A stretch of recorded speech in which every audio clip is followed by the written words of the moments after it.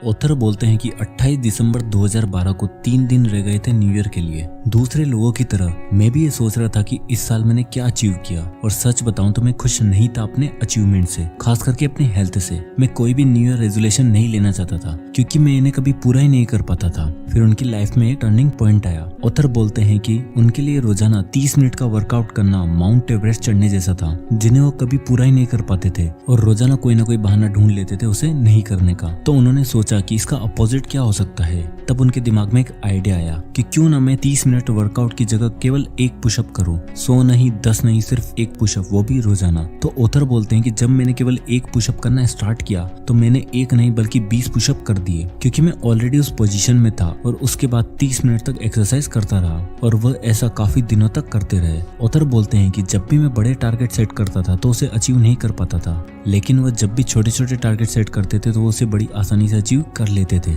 तब उन्होंने अपने ब्लॉग पर एक आर्टिकल लिखा, 1 पुशअप चैलेंज, जो कि काफी फेमस हुआ और काफी लोगों ने उसे एक्सेप्ट भी किया। और फिर वहीं से ऑथर ने अपनी रिसर्च स्टार्ट की, जिससे उन्होंने ये बुक भी लिखी जिसका नाम है mini habits by Stephen Guise. इस बुक में ऑथर बताते हैं कि मिनी हैबिट्स एक बहुत ही स्मॉल वर्जन है अपनी नई हैबिट बनाने का। ऑथर बोलते हैं कि बड़े बड़े टारगेट बनाकर उन्हें नहीं करने से अच्छा है कि हम छोटे छोटे टारगेट सेट करें। जैसे अगर आप सोचते हो कि आपको डेली 100 पुशअप करने हैं और आप इतना बड़ा टारगेट देखकर दिन में एक भी पुशअप नहीं करते हो, तो उससे बेटर है कि केवल एक ही पुशअप करने का टारगेट बनाओ। क्योंकि अगर आप किसी गोल को अचीव करना चाहते हो और उसे अचीव करने के लिए हम बहुत ही कम रेजिस्टेंस रख लेते हैं, तो उसे अचीव करने के लिए हमें विल पावर की जरूरत नहीं पड़ती है और हम उसे बड़ी आसानी से अचीव कर लेते हैं। क्योंकि क्या आप इतने आलसी होंगे कि आप अपने आप को बोलोगे कि मैं एक दिन में केवल एक पुशअप भी नहीं कर सकता? शायद इतने तो नहीं। इसलिए अपनी हैबिट को इतना छोटा बना देना कि उसे करने के लिए आपको दोबारा सोचना ही ना पड़े। तो इसलिए मिनी हैबिट्स काम करती है। तो ऑथर हमें इस बुक में 8 स्टेप्स बताते हैं जिन्हें फॉलो करने के बाद आप अपने अंदर कोई भी हैबिट ला सकते हैं।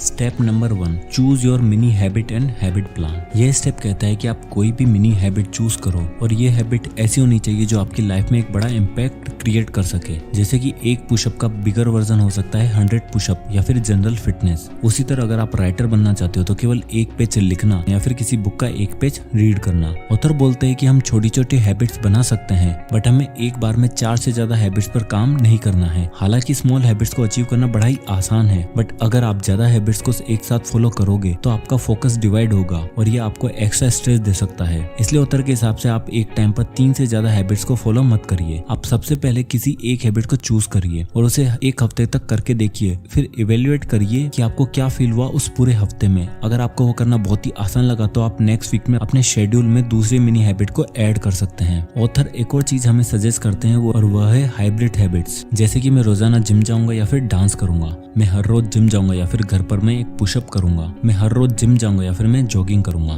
तो जब आप अपनी हैबिट्स को चूज करते हैं और उसे स्टूपिडली स्मॉल बना लेते हैं तो हमें उसे रोजाना हर हालत में अचीव करना है। फिर चाहे आप वेकेशन पर हो या फिर पूरा दिन बिजी क्यों ना हो, आपको हर कीमत में उसे कंप्लीट करना है। 100 पुशअप की जगह दिन में एक पुशअप करना, रोजाना बुक के 20 पढ़ने की जगह केवल एक पेज पढ़ना, जिन्हें करना आपको बहुत ही आसान लगे। तो अगर आप अपनी हैबिट्स को ढूंढ लेते हो तो आप उन्हें एक पेपर पर लिख लीजिए। अब आता है step number 2, use the why drill on each mini habit. Author बोलते हैं कि जब आपने अपनी हैबिट को चूज कर लिया है और अब आप उसे कंटिन्यू करना चाहते हैं तो आप उसे कंटिन्यू तभी कर सकते हैं जब आपके अंदर बहुत ही स्ट्रॉन्ग रीजन हो, यानी कि वाई हो कि आप क्यों उस हैबिट को करना चाहते हो। अगर आप बुक रीडिंग की हैबिट बनाना चाहते हो और आप अपने आप को बोलते हो कि मैं बुक का एक पेज डेली पढ़ूंगा, तो आपको अपने आप से सवाल पूछना है कि एक पेज क्यों पढ़ना है। तब आप बोल सकते हो कि आप अपने आप को इम्प्रूव करना चाहते हैं और बुक्स आपको हेल्प करेगी अपने आप को एक बेटर इंसान बनाने में। तो इसी तरह आप किसी भी हैबिट को स्टार्ट करने से पहले उसमें एक स्ट्रॉन्ग रीजन ढूंढो, नहीं तो आप ज्यादा दिनों तक उसे कंटिन्यू नहीं कर पाओगे। अब आता है step number 3, define your habit cues.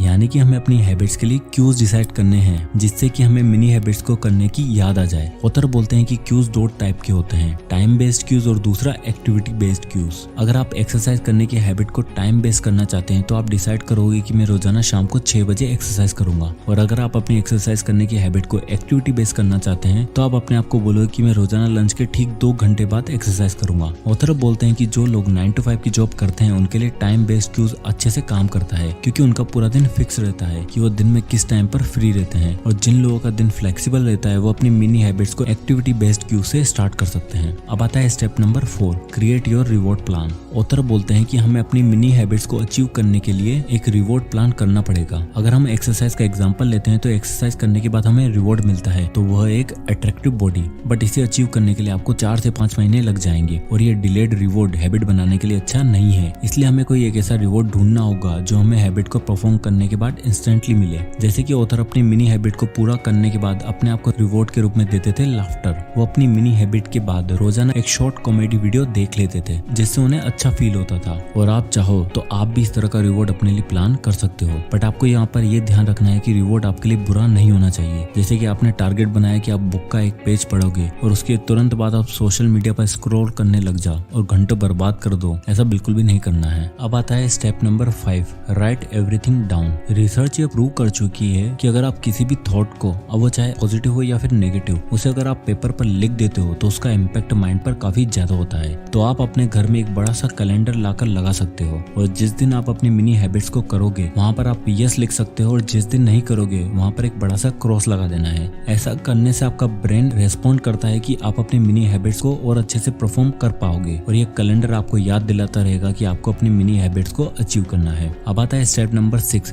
Think small. हमने ये तो काफी बार सुना है कि थिंक बिग, बट ऑथर बोलते हैं कि हमें गोल्स तो बड़े ही रखने हैं, लेकिन उन्हें अचीव करने के लिए रोजाना एक छोटा सा स्टेप जरूर लेना है। इसे एक एग्जांपल के थ्रू समझते हैं कि मान लो कि आपने दिन में 30 पुलअप करने का टारगेट सेट किया है। अब मैं आपसे सुबह 10 बजे पूछूं कि क्या आप अभी पुलअप करना चाहते हो, या फिर दिन में अलग अलग टाइम पर आपसे यही सेम क्वेश्चन पूछूं, तो हर बार आपका आंसर अलग अलग होगा, क्योंकि पूरे दिन में हमारी विल पावर चेंज होती रहती है। तो हो सकता है कि सुबह सुबह आपकी विल पावर बहुत ही ज्यादा हो, तो आप उस वक्त अपने टारगेट को अचीव कर लोगे, बट रात को 10 बजे आप मना कर दोगे। तो इसलिए ही हमें बहुत ही छोटे टारगेट सेट करने हैं, जिससे कि हम दिन में किसी भी समय उसे अचीव करने के लिए तैयार रहें, अब चाहे आपको कोई नींद से ही जगा कर क्यों ना पूछ ले। अब आता है step number 7, meet your schedule and drop high expectations. ये स्टेप बोलता है कि हमारा ब्रेन हमारी सेल्फ इमेज हमारे एक्शन को देखकर बनाता है, ना कि हमारे इंटेंशन को देखकर। हमने एक्चुअल में क्या काम किया है उसी के अकॉर्डिंग हमारी सेल्फ इमेज क्रिएट होती है। इसलिए हमें हमेशा हाई एक्सपेक्टेशन रखने की जगह छोटे छोटे टारगेट्स रखना है और उन्हें अचीव करना है, क्योंकि अगर आप 2 दिन बहुत अच्छे से काम कर लेते हो बट उसके बाद कंसिस्टेंट नहीं रहते हो तो उसका कुछ फायदा नहीं है। इसलिए हम अपने गोल को छोटे छोटे टारगेट से भी अचीव कर सकते हैं, बट हमें उसे लगातार करते जाना है। अब आता है step number 8, watch your science of habits.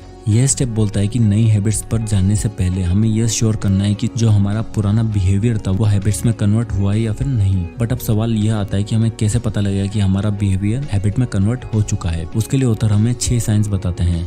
तो सबसे पहला साइन आता है वो है नो रेजिस्टेंस। अगर हमें अपना कोई काम आसान लगने लग गया है तो मोस्ट प्रोबेबली वो हैबिट में कन्वर्ट हो चुका है। 2 आइडेंटिटी। अब आप ये चीज नहीं कहोगे कि मुझे तो बुक पढ़नी है, जबकि बुक्स पढ़ना तो आपके लिए डेली रूटीन का पार्ट बन चुका है। 3 माइंडलेस एक्शंस। इसमें आपके और आपके ब्रेन के बीच में कोई भी डिस्कशन नहीं होती है कि आपको वो टास्क करना है, आप बस उठते और उसे करने लग जाते हो बिना सोचे। 4 हमें कभी भी दिन में टेंशन नहीं लेने की, अरे यार वो टास्क करना है, क्योंकि वह बिहेवियर अब आपकी हैबिट बन चुका है। तो कितना भी इमरजेंसी काम क्यों ना हो आप उस टास्क को खत्म कर ही दोगे। 5 नॉर्मलाइजेशन, यानी कि हमें कोई एक्साइटमेंट ही नहीं होता है कि हमें कोई काम करना है, क्योंकि अब वो काम हमारे लिए बहुत ही नॉर्मल बन चुका है। 6 दे आर बोरिंग। अब हमें उस टास्क को करने में उतना मजा नहीं आ रहा है, क्योंकि हम उस काम को इतनी बार कर चुके हैं कि अब वो हमारे लिए बोरिंग बन चुका है। तो दोस्तों, अगर हमें ये साइंस किसी भी बिहेवियर में दिखते हैं तो इसका मतलब है कि वह बिहेवियर हमारी हैबिट बन चुका है और अब हम दूसरे हैबिट को बनाने के लिए अगला कदम उठा सकते हैं। तो दोस्तों, अगर आप कोई भी नई हैबिट बनाना चाहते हैं तो इन 8 स्टेप्स को फॉलो जरूर करिएगा। वो कहावत है ना, the journey of 1000 miles begins with A 1 step. तो हमें स्टार्ट में ही बड़े बड़े टारगेट नहीं चाहिए। ऑल्दो हमारा गोल जरूर बड़ा होना चाहिए, बट उसे हमें माउंट एवरेस्ट की तरह नहीं बनाना है कि हमें उसे देखते ही डर लगने लगे और हम कभी अपने गोल्स पर काम ही ना कर पाए। इसलिए हमेशा छोटे छोटे स्टेप्स लो और आगे बढ़ते रहो। तो दोस्तों, आई होप कि ये वीडियो आपको पसंद आया होगा, तो इसे लाइक करें और अपने फ्रेंड्स और फैमिली के साथ शेयर करना ना भूलें और हमारे चैनल को सब्सक्राइब करें और बेल आइकन को प्रेस करें। तो मिलते हैं नेक्स्ट वीडियो में, तब तक के लिए जय हिंद।